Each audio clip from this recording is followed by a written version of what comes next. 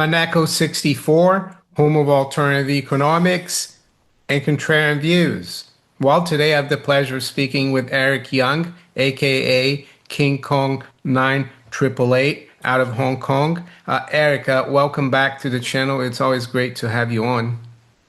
Thanks, Mario. It's always back to be on your show talking to you. Thank you. I want to start with silver, Eric.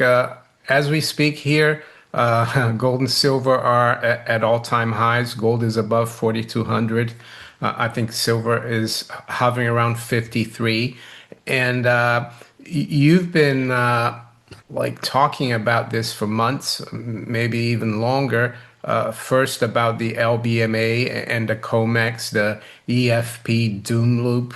And we were talking before we started, and you think it's even worse than the doom loop. And recently, I've noticed that you posted on your X account that a lot of your followers on Chinese social media, they've been buying tons of physical silver, I think. And you think they realize that there's a problem between London and New York, and they're front running the bullion banks, it seems, in my opinion. So maybe we could start with that, Eric. Okay, so this is some good questions, Mario. I'm just going to say that I did my part because I took stuff that Robert Gottlieb wrote. Robert Gottlieb, if your followers don't know who he is, he used to be the executive at JP Morgan's Bullion Bank. So he was a big shot. He was the guy in charge of JP Morgan's Bullion Bank, and he writes a lot of stuff on LinkedIn nowadays, and for some reason, uh, I don't know why, he took a truth pill or something. He's telling all of us a lot of what's going on at the LBMA. I mean, I believe last week he was the one who broke the story and told everybody that the LBMA has zero free float in terms of physical silver. Anyway, so I'm taking, the stuff that Robert Gottlieb is wrote, and also David Jensen. Okay, so I'm taking the stuff that David Jensen is writing. I'm translating a lot of this stuff into Chinese, and I'm sharing it with my Chinese audience on Rednote. And my account went geometric, like a hockey stick, in terms of my number of followers on Rednote.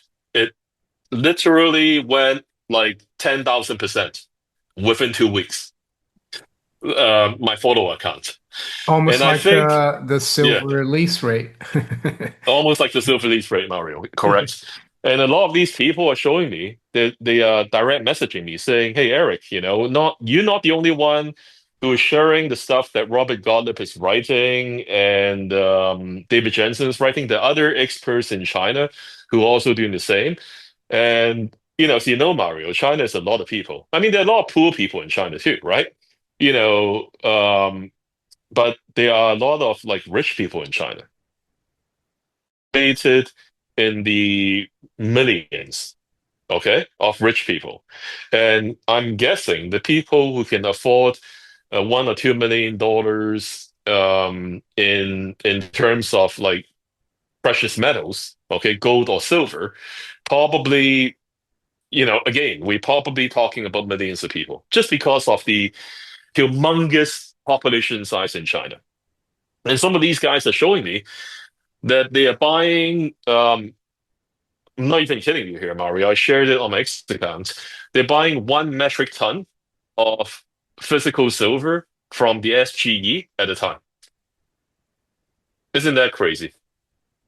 So, in my opinion, like you said just now, that would, pretty much dry up the whatever excess supply of physical silver that they have in China to export to the LBMA. And as a matter of fact, I got some red hot news for you. Okay, that just happened. I just got a hold of right before we started this interview. One of my followers on X, his handle is SMA. He is a mainland Chinese bullion dealer in China. And this is what he wrote. He sent me this. One of my friends doing metal trading for his firm, they are into the arb between China and London. They are telling me that the thing that is keeping them from the arb right now, okay, the arb is the arbitrage in terms of the price differential of the silver price at London spot and, and the spot price in China at the SGE. He's saying that his friend is telling him the thing that's keeping him away from trading that arbitrage is the uncertainty of the 1 to 2 weeks of shipment time from China to London. And the fact that London spot is very illiquid and it looks like London is very expensive to lock onto the spot premium in order to make the arbitrage work. That's the message I got. And he also added that this person, who is another bullion dealer in China, is telling him that he find that over half of the physical coming to London is the bank's own metals to save their own ass. Is it? So, That's I mean, interesting. like, that's interesting. That's even before like I read this. I already thought that third party silver being shipped to London from anywhere. I'm not talking about I'm not talking about just the COMEX, like China, COMEX, anywhere. I think that's minimal. I think whatever is going to the COMEX from overseas, from the COMEX, from China, whatever, is probably under the bullion bank's own custodianship. That's what I think is happening. I see. I see. And wanted to ask you because I just showed a picture there. I shared with the viewers. You probably saw it of the silver bars that your followers on Rednote are taking delivery of. So I guess their thinking is that the more physical they get a hold of, the harder it's going to be for the LBMA to sort things out, and the more of a short squeeze we're going to get. Is that what they're trying to do, Eric? I think a lot of them are actually industrial users of physical silver. Like China is the world's factory. So China has a lot of medium, small size factories that also use silver as an industrial commodity to build stuff to ship to the rest of the world. So I think for those guys, it's almost like out of necessity. They see what's going on at the LBMA. They probably got upstream guys who import silver from the LBMA on a regular basis in the past. And then they're getting phone calls from these guys saying, "Hey, Chan," or "Hey, Lee, our LBMA is giving us a call, telling us that they're going to default on, on delivering physical silver." So they hear that news from the West, from London. What they're doing, I think, Mario, they're protecting themselves. So they are jumping on their feet. They are basically rushing to the SGE to make sure that whatever physical silver that they need for their business in the next 6 months is settled. They have it in their own hands, in their own warehouses. That's what I see happening. In terms of like private investors, you're right. Those guys are probably, some of them tell me, they're saying, hey, it's obvious that the LBMA is running a Ponzi shop. That's not my word. That's David Jensen. He said that. It's like 400 to 1. There's no way that the LBMA can satisfy all the promises that it made to its customers.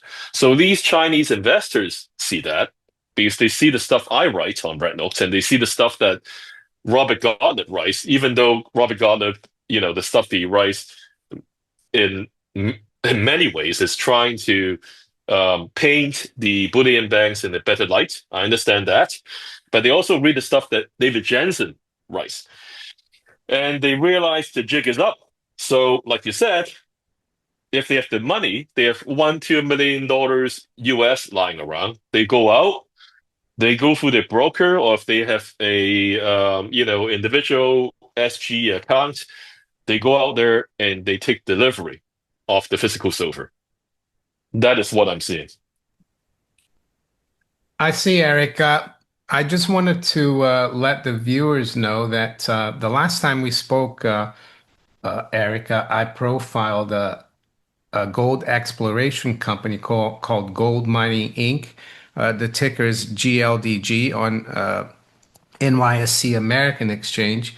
And at the time, it was trading at 78 cents, and now it's trading around $1.75. So it's up about 120%.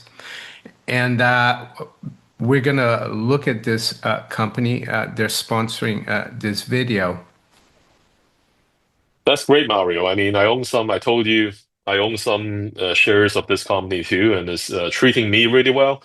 So I'm really happy, and I understand that it has a lot of great gold mining assets. So, as all of you know, gold and silver have done very well in 2025. So have the mining stocks, and so has Gold Mining Inc. I profiled them back in July. They're trading around 78 cents. Recently, they're trading as high as 175. As you watch this presentation, they might be a little lower or a little higher. But yes, even Wall Street is warming to the gold sector. Jamie Dimon recently said he sees gold easily going to 5,000 and maybe even 10,000. Morgan Stanley now allocates 20% of its model portfolio to gold. So a lot of clients of these big Wall Street institutions are asking them, why haven't we got more gold? Gold is doing really well, not just in 2025, but also since the beginning of the century.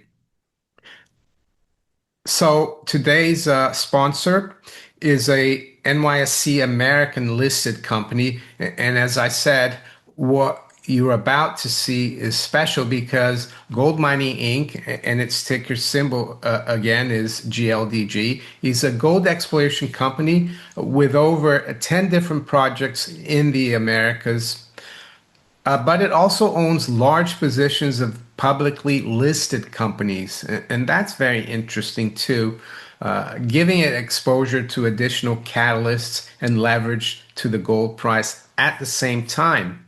So, with that in mind, the fact that they have equity holdings, let's look at its market cap. Well, it's roughly around $332 million, and that was as of October 14th, 2025.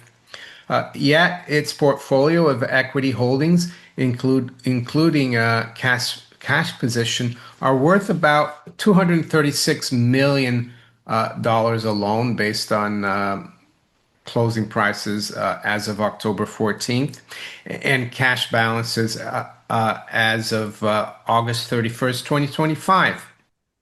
And two of these companies actually they have nearly tripled in value in 2025. That's before giving any value whatsoever to its portfolio of exploration stage gold focused projects across the Americas, and any additional potential value and optionality as well from a uranium project that it has located in the Athabasca Basin of Canada, which is actually one of the world's highest grade districts in terms of uranium. And on top of all that, the company has no debt. So, gold mining owns one of the largest gold and gold copper resource stage mineral portfolios, yes, in the Americas. We're talking over 10 projects located in pro mining jurisdictions like Canada, USA, Brazil, Colombia, and Peru.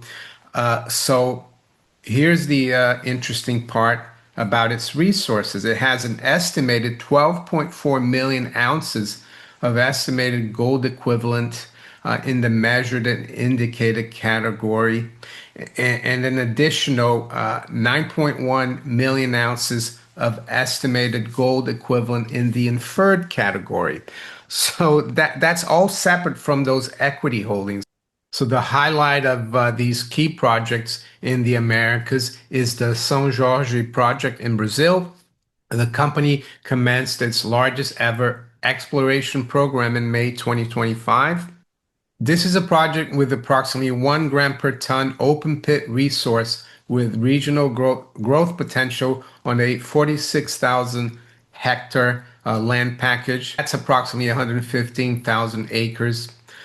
Targeting resource growth is important given the industry-wide challenge of reserve replacement as major producers deplete reserves rapidly. The gold mining portfolio includes increasingly scarce large-scale gold and gold copper projects in mining-friendly jurisdictions.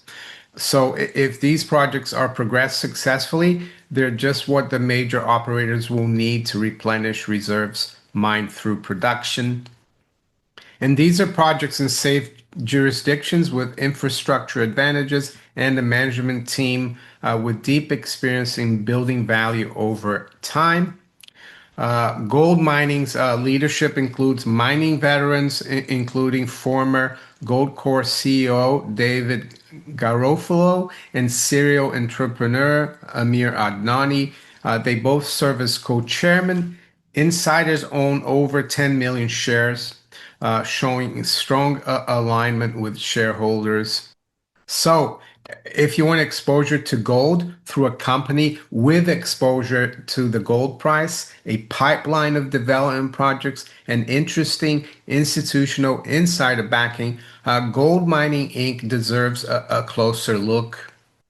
As always, make sure you review Gold Mining's public filings for important information regarding it and its projects, including its most recent annual information form and technical reports referenced in them.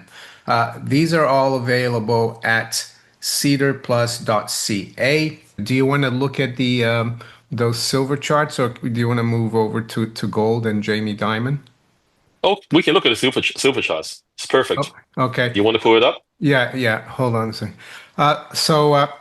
Eric, before I actually wanted to talk about gold as well and what Morgan Stanley said a few weeks ago about their allocation and more recently about Jamie Dimon. But before we move to gold, can you talk about the silver charts from Charts R Us that's showing us that really there's not much silver moving from COMEX to LBMA, which was something a lot of people last week were saying that was going to happen. It was going to solve all the problems for the LBMA. So is this the one you want to look at first?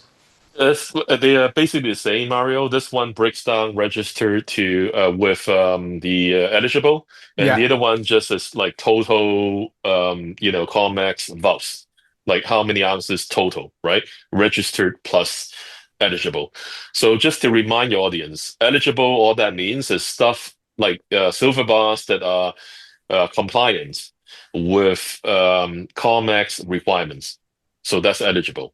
And registered, all that means is that they are eligible bars that issue the warrant. All a warrant does at the COMEX is that you can take that warrant and you can take delivery of the physical silver. So it's like the warrant it's almost like a ticket to a coat room, right? So if you check your coat in at the coat room and you want to take your coat back, you need a ticket. So that's what that warrant is. So having explained that, let's look at the numbers.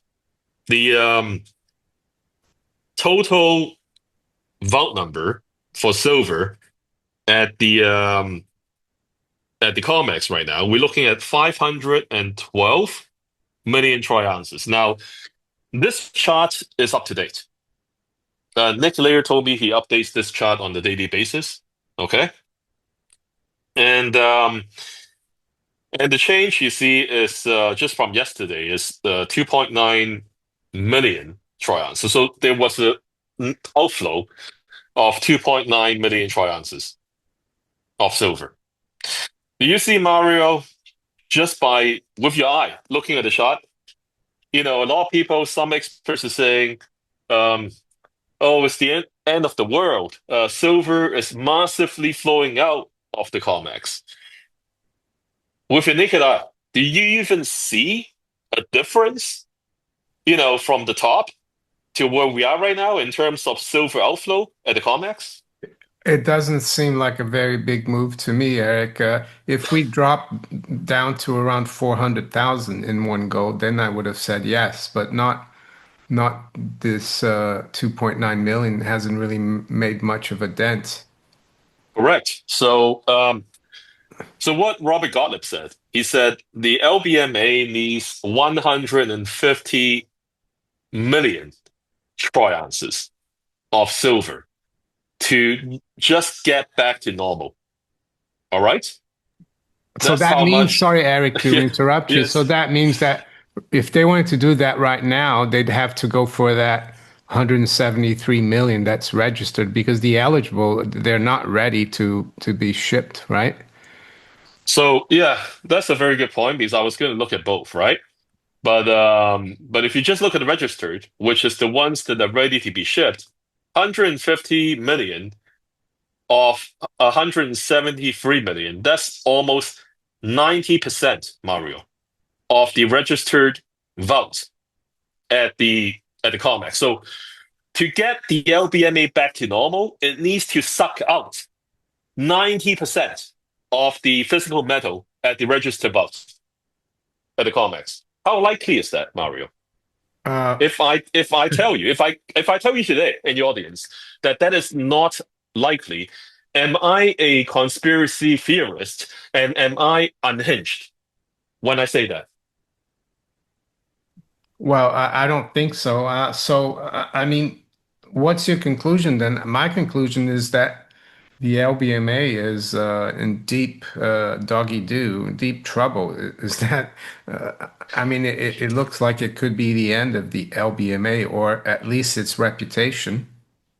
Well, let's put it this way, Mario. I was talking to Josh Fair, sorry, Josh Fair from the Scottsdale Mint. He's the CEO of Scottsdale Mint, so he knows a bit or two about moving metal around. And he took Robert Gottlieb's number of 150 million troy ounces, and he said that it will take 500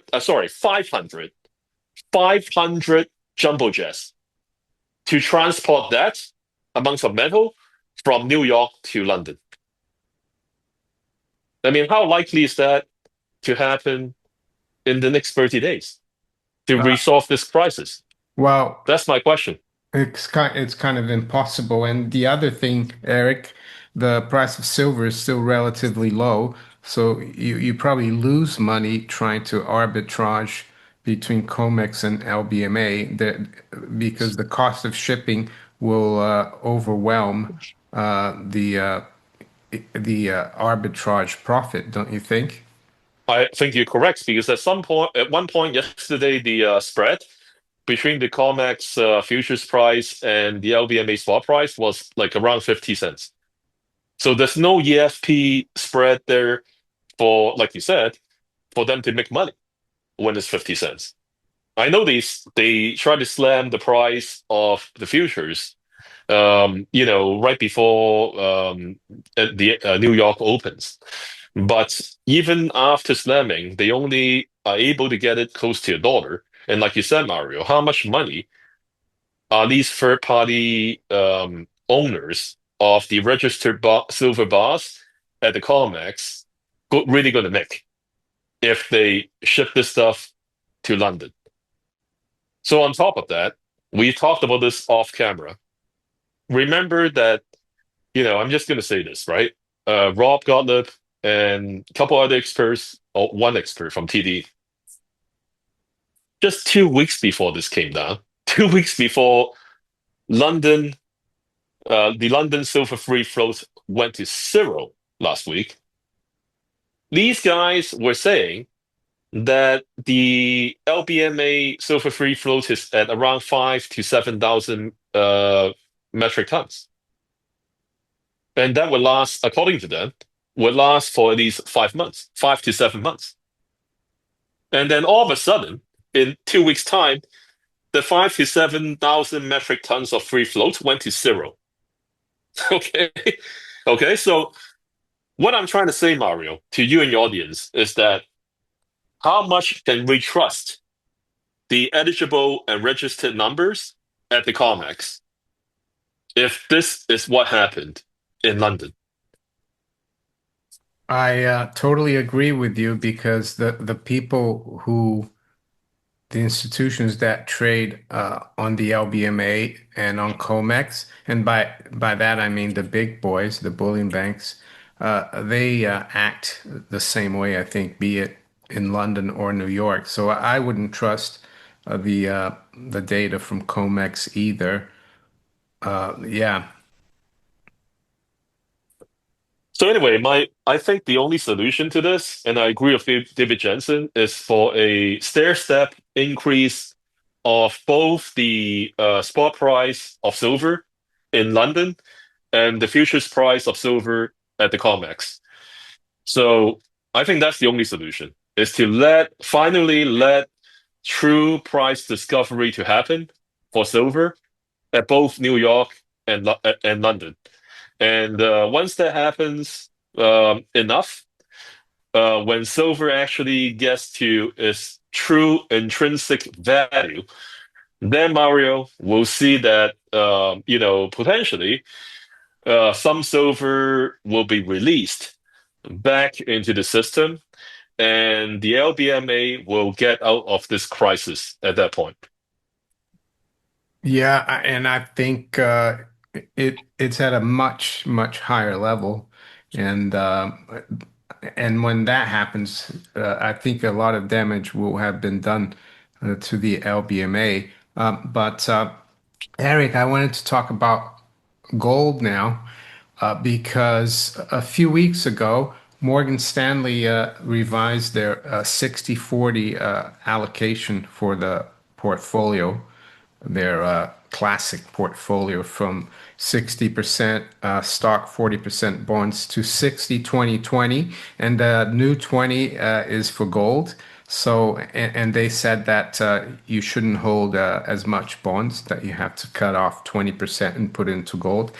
And I covered that, and I thought that was huge. And I also thought that other Wall Street banks, they're going to go the same way because they're a little bit like lemmings.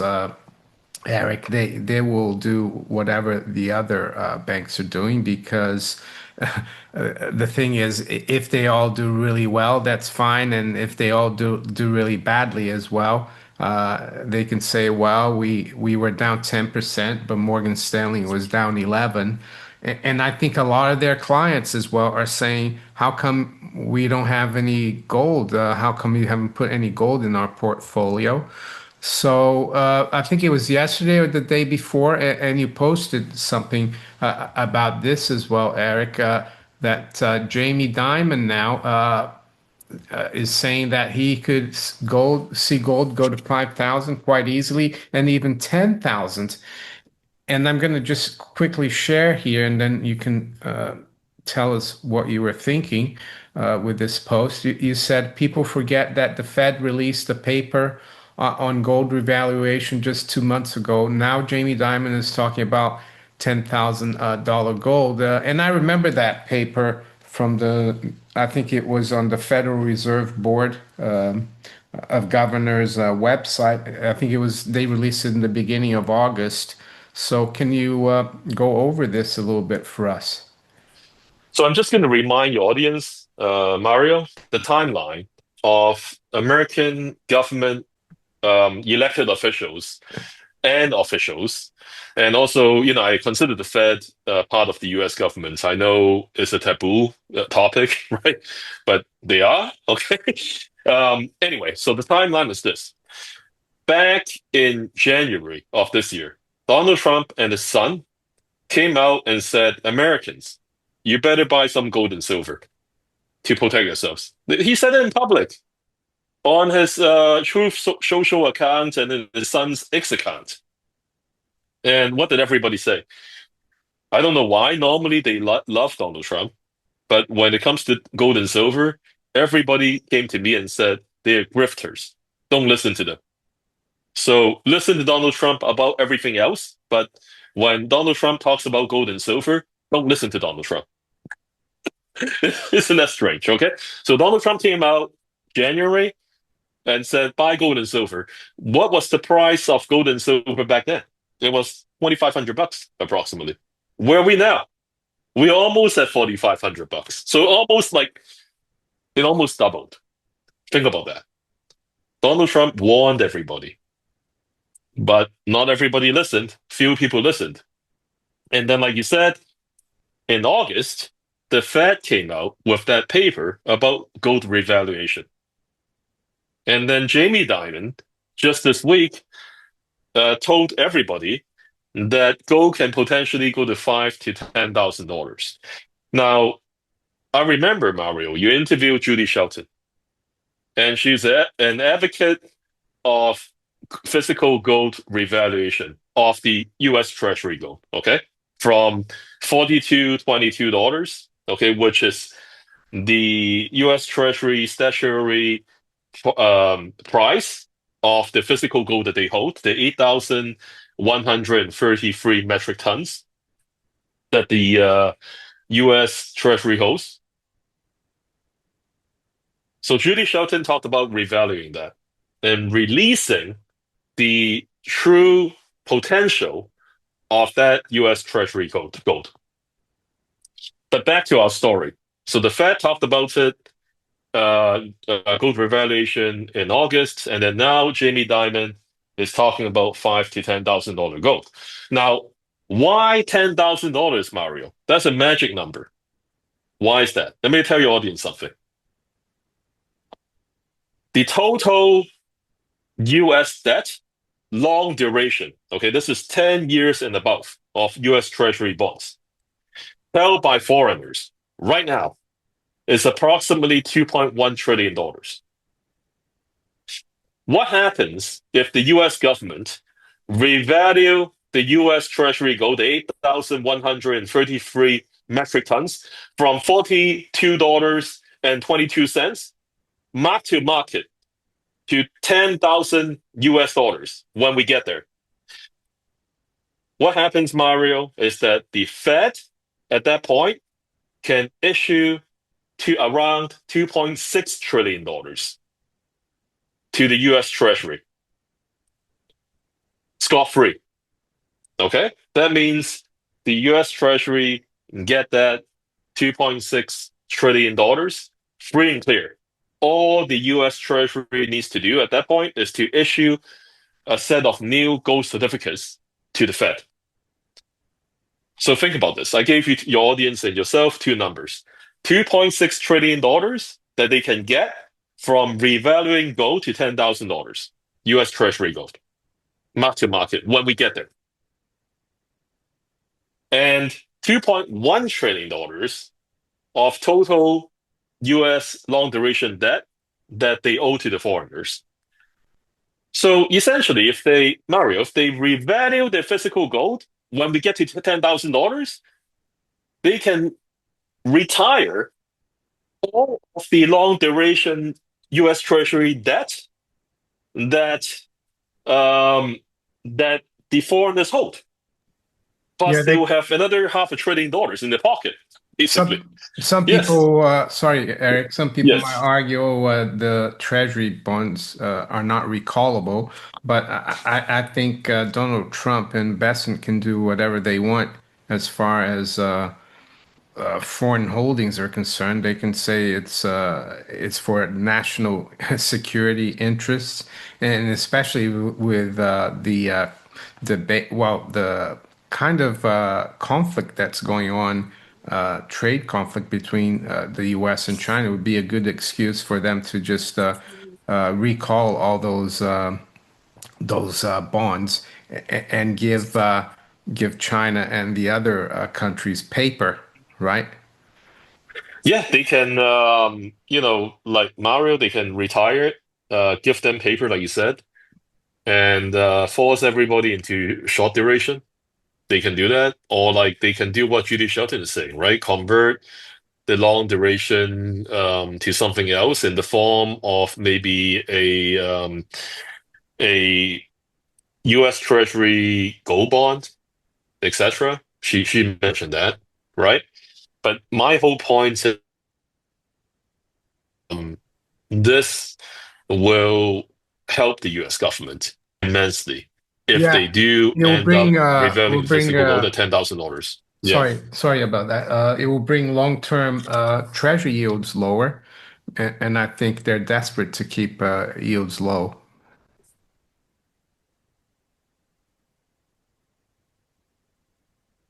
hello? Yes. Yes, Eric. Did you hear me? Okay. Yes, that was we got cut off a bit there. I'm Oh no, back. Yes. what I was saying, Eric, is that yeah, it will help the Treasury also because by retiring all the a lot of the long-term debt it owes to foreigners, it will help bring down the yields on the longer end, which will help the housing market. I think because Besant and Trump have been talking about that. Correct. So anyway, I think that's a possibility. I don't think someone like Jamie Dimon say something without thinking about it beforehand. I do think at this point that 5,000 is achievable. We're only a couple $100 away from 5,000. And 10,000 is not out of the question. Um, for gold, for the price of gold. And I think really, Mario, the fact that we're breaking out of 4,000 US dollars per troy ounce in strength and the retail market in the Western world for physical gold and silver is almost like it's still asleep. In Australia, I see lineups in Australia, but in the US, um, the the retail market in the US was pretty slow. As a matter of fact, for most of 2025, I know some LCS shop owners, those are the local coin shops in the US. They tell me that most people are bringing stuff in to sell. So this whole run of silver from $25 to 50, and we're about 50 now, and gold from 2,500 bucks to almost 4,500 now. We are 42, I believe. This whole run was fueled by central banks on the gold side and also the BRICS countries, as we talked about. And on the silver side, I believe it has been fueled by the BRICS countries and also industrials. So these are what I call, Mario, inelastic buyers of gold and silver. Like they buy no matter what price. It doesn't matter. So we haven't seen nothing yet. That's my opinion. I think the retail crowd will eventually jump in to gold and silver, and at that point, we'll probably see some bigger price movements for gold and silver. I agree, Eric. And with that, I'm going to thank you and I'm going to wish you a great day. And we'll keep in touch. Thank you, Mario. Have a nice day. Thank you. Thank you for coming on the channel again.